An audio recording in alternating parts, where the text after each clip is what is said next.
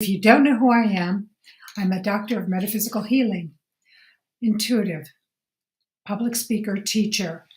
I am the creator and host of Guided Spirit Conversations podcast and the author of My Fucking Long Journey to Loving Myself, A Guide to a Shorter Path.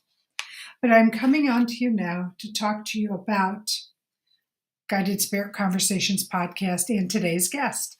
So Guided Spirit Conversation is a podcast that I created almost 5 years ago. I created it with you in mind because I really wanted to bring you some of the most incredible metaphysicians, spiritual leaders, coaches to help you on your life's path. And so far, I think that I have accomplished that, and you have made it so. So I am so grateful to you for that. This week is no different. I'm really excited about today's show.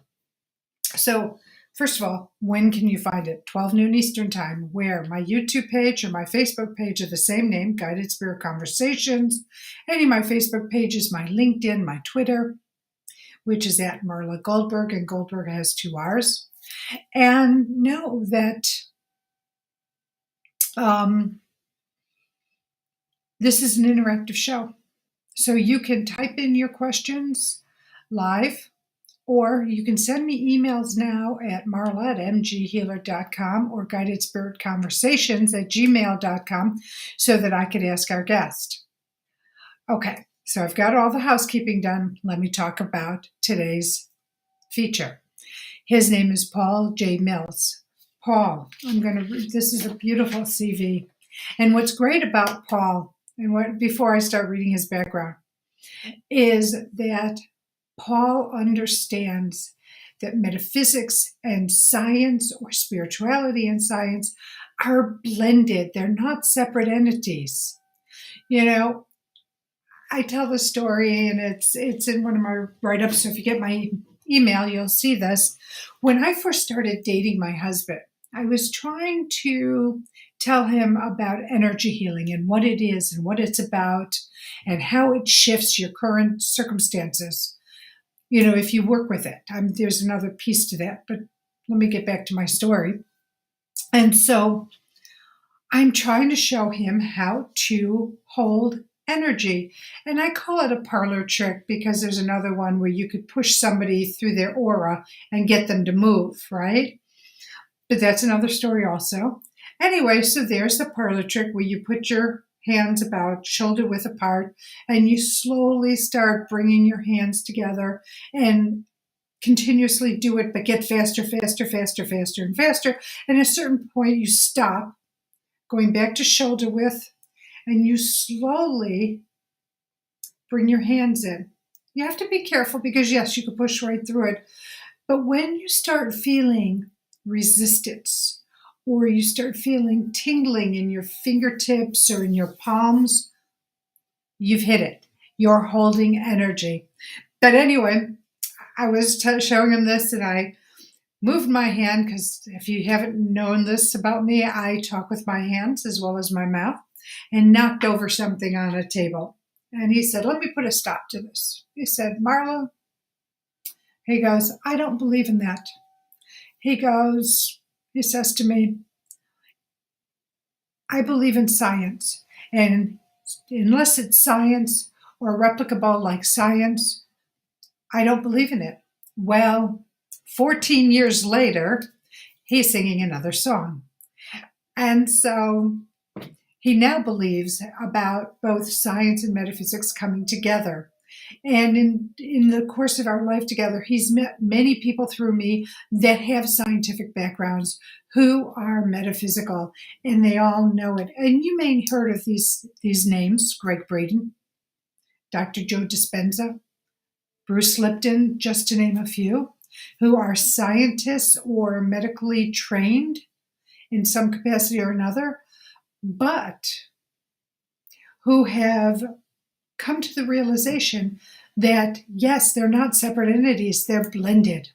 So metaphysics, spirituality, science, all blend into each other. And so going back to our guest today, my guest, Paul J. Mills, he is a professor of public health and family medicine. He's also the director of the Center of Excellence for Research and Training in Integrative Health. He is the former chief of behavioral medicine at the University of California, San Diego.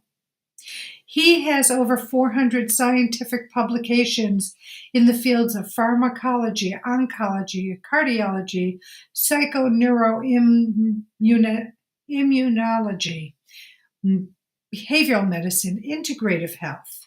He's been featured in Time Magazine, the New York Times, Public Radio, National Public Radio, Huffington Post, to name a few. In addition, he has just written a book called Science, Being and Becoming, The Spiritual Lives of Scientists.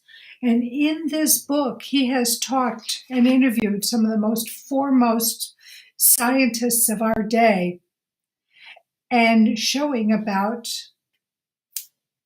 and I'm paraphrasing because I have yet to read the book, but I'm looking forward to it, how these individuals have awoken to their spiritual paths and understand how metaphysics and science work together. And so today, that's what we're going to be talking about. And I'm so excited. So please tune in at 12 noon Eastern Time when my guest, Paul J. Mills, and I will be discussing spirituality, metaphysical abilities, and science, and how they work together.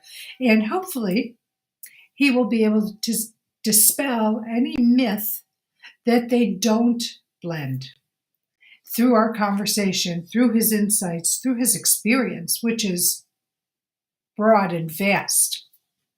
So again, I invite you to tune in to Guided Spirit Conversations at 12 noon Eastern Time when my guest, Dr. Paul J. Mills, and I will have a wonderfully insightful conversation. In addition, if you haven't checked out my website, please do. marlagoldberg.com. Goldberg has 2 R's. And look to see what I do, how I work with my clients. Though I'm trained in over 50 different techniques, I use the 4 that I'm really passionate about in my practice. So know that I would love to work with you. So if you could check this out, I would be really grateful and appreciative. I think that's it for this announcement. I am going to be signing off, and I will be back before the podcast one more time to remind you to tune in at 12 noon Eastern Time. And as I leave you, as always, I send you love, blessings, and gratitude. Grateful that you're in my life in whatever capacity you're in it. For not only are you my student, you are my teacher. And not only am I a teacher of yours, I am your student. Also, let me say these words to you. If you've heard them, well, I'm just one more layer of this. And if you haven't heard it, let me be the first to say, I love you. You are loved. You are not only loved by me, your family and friends, maybe some co-workers love you, but you have so many beings on the other side of the veil who absolutely love and adore you and just want the best for you. Here's the golden ticket. You have to ask for what you want. For them to start to conspire and start to act on your behalf, you have to ask for what you need, want, and desire, because they don't have free will. They don't have the ability to just step in because you're struggling. As much as it would be wonderful if they could, they can't. So you need to ask them, call out to them, tell them what you need, and give them the opportunity to conspire on your behalf and to help you to manifest what it is you want more of in your life. And before I leave, I'm going to remind you that where thoughts go, energy flows, so make your thoughts some good ones. All right, I'll see you in a little bit. Stay well,